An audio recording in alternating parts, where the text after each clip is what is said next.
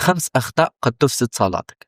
الخطأ الأول: التكبير. قال النبي صلى الله عليه وسلم: تحريمها تكبير، يعني الصلاة تبدأ الله أكبر. وهنا يقع الخطأ، فكاين الناس ياسر كي تلحق في صلاة الجماعة ويكون الإمام راكع تنسى تكبيرة الإحرام وتكبر تكبيرة الركوع ديراكت، وهنا صلاته أصلا ما بداتش.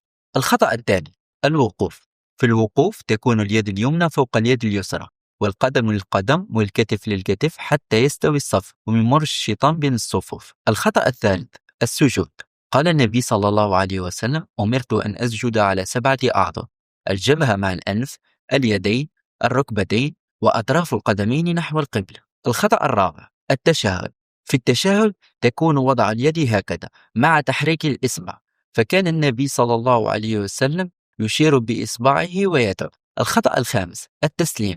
التسليم يكون على حركتين: تحرك وجهك جهة اليمين ثم جهة اليسار مباشرة، وفي كلتا الجهتين تقول السلام عليكم ورحمة الله. في الأخير الصلاة ما تحتاج تعقيد، تحتاج اتباع، فقال النبي صلى الله عليه وسلم: صلوا كما رأيتموني أصلي. إذا حسيتي هذا الفيديو فادك ما تنساش تخلينا لايك وكومنتار، وما تنساش تشارك هذه النصيحة مع أصحابك، فالدال على الخير كفاعله.